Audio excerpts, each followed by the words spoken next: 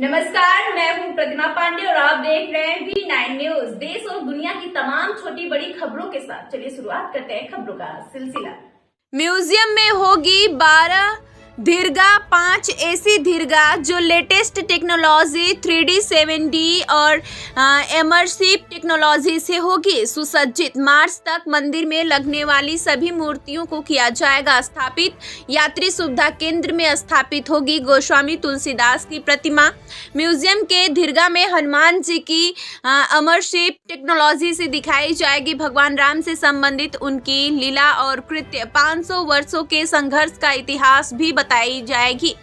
दीर्घा कानूनी रूप से सारे डॉक्यूमेंट रखे जाएंगे। दीर्घा में खुदाई के दौरान मिले तथ्य भी रखे जाएंगे। दीर्घा में राम मंदिर आंदोलन में प्राण न्यौछावर करने वाले विभूतियों को अमर रखने के लिए दिखाई जाएगी उनकी गाथा। रामलला का दर्शन करने आने वाले श्रद्धालु रामलला के दर्शन के साथ साथ म्यूजियम का भी कर सकेंगे अवलोकन।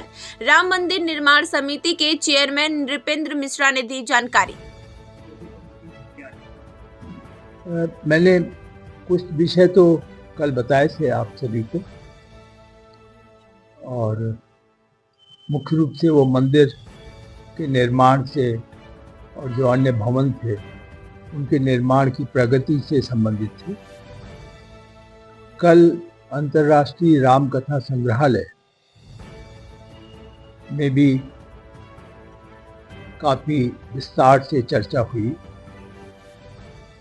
यह अंतिम रूप दे दिया गया है कि संग्रहालय में 12 कक्ष या गैलरी दीर्घा जो होती है वह होगी, जिसमें मुख्य रूप से जो उसका नीचे का तल है, भूतल है, प्रथम तल है, और जो दूसरा तल है, मिला करके ये दीर्घाएं हैं।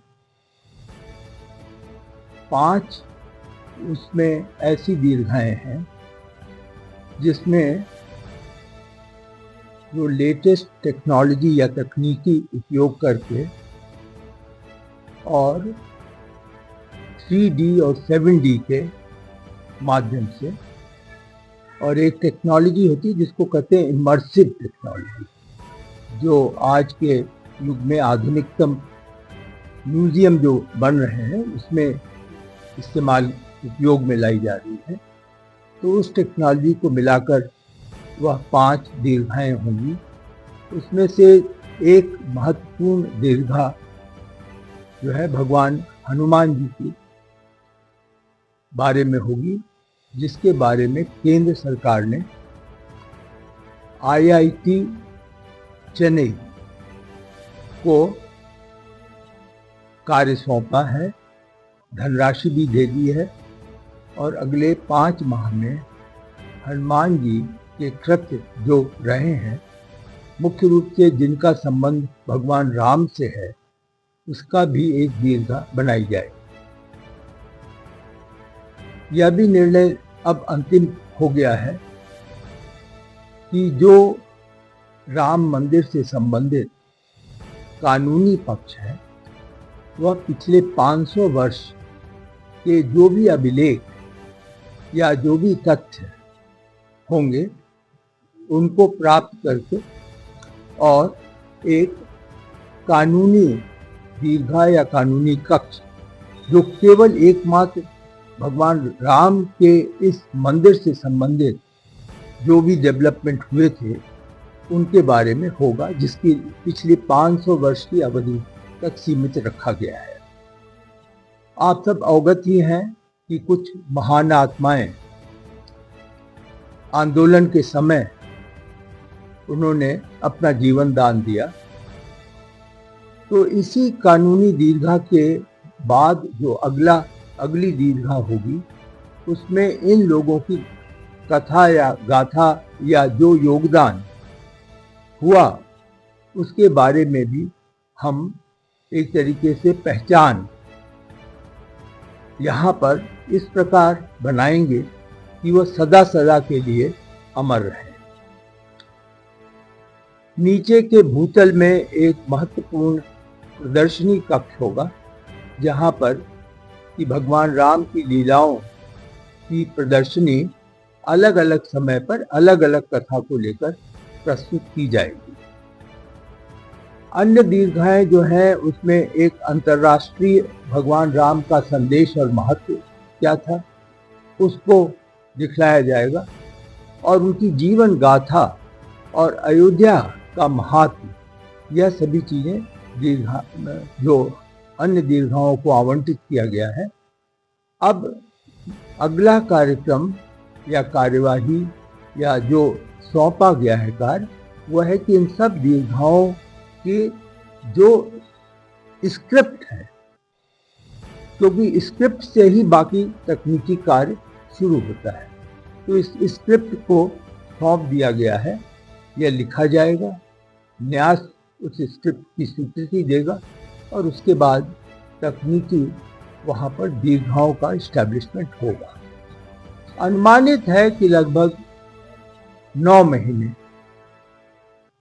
इस कार्य के लिए आवश्यक होगा। यह तो नहीं मैं कह सकता कि पूरा कार्य 9 महीने में हो जाएगा, लेकिन हम चाहते हैं या आप यूँ कहें कि न्यास यह चाहता है कि आंशिक रूप से भी यदि तैयार हो जाए, जिससे कि जो यहाँ पर श्रद्धालु आ रहे हैं उनको दर्शन के बाद पहले या बाद में यह जो म्यूजियम या संग्रहालय है वहाँ पर देखने का मौका मिले और समझने का मौका मिले।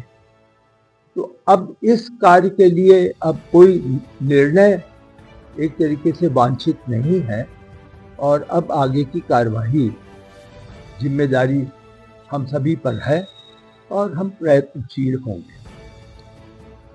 मंदिर के संबंध में आपको सभी बातें पता हैं, बताई गई हैं, अलग अलग माध्यम से हमारे चंपत राय जी भी समय समय पर आपको बताते रहे। हम अभी भी पूरी तरह प्रयत्न करेंगे कि मंदिर में मूर्तियां, सभी मूर्तियां मार्च तक स्थापित हो जाएं।